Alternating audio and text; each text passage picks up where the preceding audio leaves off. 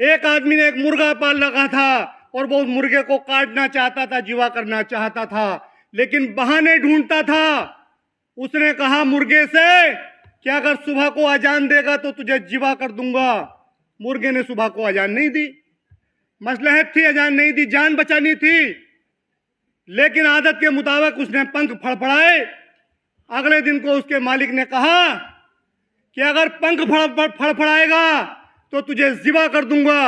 अगले दिन को उसने पंख भी नहीं फड़फड़ाए, लेकिन गर्दन को ऊंची करके दिखाया।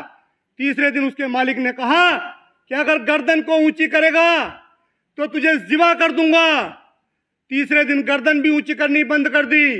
चौथे दिन उसने कहा कि मुर्गा होते हुए तुझे अंडा देना पड़ेगा। उसने कहा कि ये तो बहुत कसमकस की बात हो गई, अंडा कैसे दूंगा।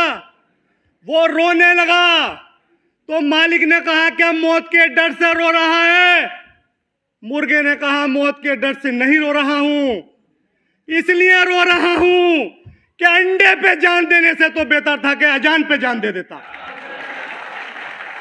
आज एक सत्ता में बैठा हुआ एक तबका यह सोचता और यह चाहता है कि अदालतों से और संवैधानिक संस्थाओं से ऐसे फैसले कराए जाएं, अदालतों से ऐसे निर्णय कराए जाएं कि ये मुसलमान अदालतों में और संवैधानिक संस्थाओं में जाने को फिजूल समझने लगे और ये सोचने लगे कि अदालतों में जाने से कोई फायदा नहीं है, वक्त बर्बाद होगा।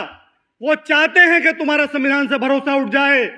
वो ये चाहते हैं कि संवैधानिक संस्थाओं के पास तुम जाना बंद कर दो और तुम हिंसक हो जाओ और उनकी गोली का शिकार हो जाओ। वो किया। अगर आप कोई तंजीम बनाने की बात कर रहे हैं, अगर आप कोई संगठन बनाने की बात कर रहे हैं, तो आपको यह भी सोचना चाहिए कि आज तक इस मुल्क में जो हजारों संगठन और हजारों तंजीम बनी है वो चली क्यों नहीं। आरएसएस वाहिद ऐसी जमात क्यों है कि वो चल रही है और आपकी बनाई हुई तंजीमें क्यों नहीं चलती। मेरा मानना है कि हमारी बनाई हुई तंजीमें एक प्राइवेट लिमिटेड कंपनी की तरह होती हैं और चंद लोग उसके मालिक होते हैं, और जब तक वो चाहते हैं, जब तक वो संगठन और तंजीमें चलती हैं और जब वो चाहते हैं वो संगठन और तंजीमें, गरज ये कि पार्टियां तक भी मुस्लिम क़यादत की जब तक चलती हैं जब तक उसके सरबराह और रहनुमा चाहते हैं।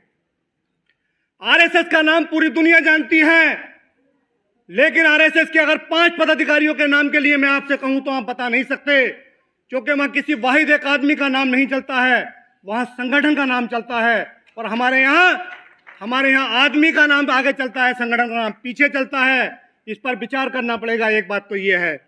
दूसरी बात यह है कि अगर इस देश के अंदर संविधान बचेगा तो देश बचेगा, और देश बचेगा तो मुसलमान बचेगा। इसलिए संविधान को बचाने की जिम्मेदारी हमारी और हमारी है। आपको यह सोचना चाहिए। आज एक सत्ता में बैठा हुआ एक तबका यह सोचता और यह चाहता है कि अदालतों से और संवैधानिक संस्थाओं से ऐसे फैसले कराए जाएं, अदालतों से ऐसे निर्णय कराए जाएं कि ये मुसलमान अदालतों में और संवैधानिक संस्थाओं में जाने को फिजूल समझने लगे और ये सोचने लगे कि अदालतों में जाने से कोई फायदा नहीं है, वक्त बर्बाद होगा। वो चाहते हैं कि तुम्हारा संविधान से भरोसा उठ जाए। वो ये चाहते हैं कि संवैधानिक संस्थाओं के पास तुम जाना बंद कर दो और तुम हिंसक हो जाओ और उनकी गोली का शिकार हो जाओ। तुम्हें हर हाल में उस संविधान पर भरोसा करना है जिस संविधान में इस मुल्क ने हमें रहने का अधिकार दिया है। और मैं आखिर में एक बात और आपसे कहना चाहता हूं।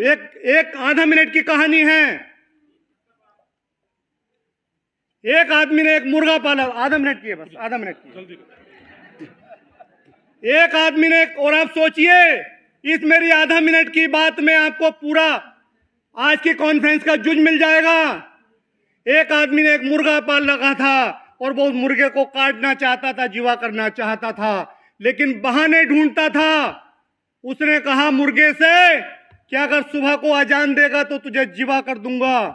मुर्गे ने सुबह को अजान नहीं दी, मसलहत थी, अजान नहीं दी, जान बचानी थी, लेकिन आदत के मुताबिक उसने पंख फड़फड़ाए। अगले दिन को उसके मालिक ने कहा कि अगर पंख फड़फड़ाएगा तो तुझे ज़िबा कर दूंगा। अगले दिन को उसने पंख भी नहीं फड़फड़ाए, लेकिन गर्दन को ऊंची करके दिखाया। तीसरे दिन उसके मालिक ने कहा कि अगर गर्दन को ऊंची करेगा तो तुझे जिबा कर दूंगा। तीसरे दिन गर्दन भी ऊंची करनी बंद कर दी। चौथे दिन उसने कहा कि मुर्गा होते हुए तुझे अंडा देना पड़ेगा। उसने कहा कि ये तो बहुत तसमगस की बात हो गई, अंडा कैसे दूंगा। वो रोने लगा तो मालिक ने कहा क्या मौत के डर से रो रहा है। मुर्गे ने कहा मौत के डर से नहीं रो रहा हूं, इसलिए रो रहा हूं कि अंडे पे जान देने से तो बेहतर था कि अजान पे जान दे देता।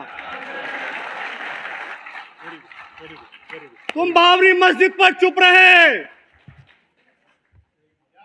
इसलिए 370 आई, इसलिए सी और एनआरसी आई।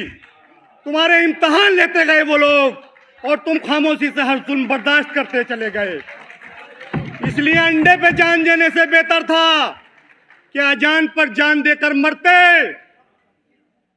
संविधान की रक्षा के लिए आज ये जो कदम उठाया है, हम हर तरीके से साथ हैं और संविधान ही हमें यहां अधिकार देता है रहने के लिए। मशवरे बहुत लोगों ने दिए। इस शेर के साथ अपनी बात खत्म कर रहा हूं कि कोई लाया ना मेरे मर्ज की दवा रखकर, कोई लाया ना मेरे मर्ज की दवा रखकर, चला गया मेरी झोली में मशवरा रखकर। अस्सलाम वालेकुम। मोहम्मद अहमद साहब जो मुरादाबाद की सरजमीन से तल्लुक़ रखते हैं, आपको अपनी गुफ्तगू से नवाज रहे थे। आइए अब हम Subscribe now and press the bell icon. Never miss an update.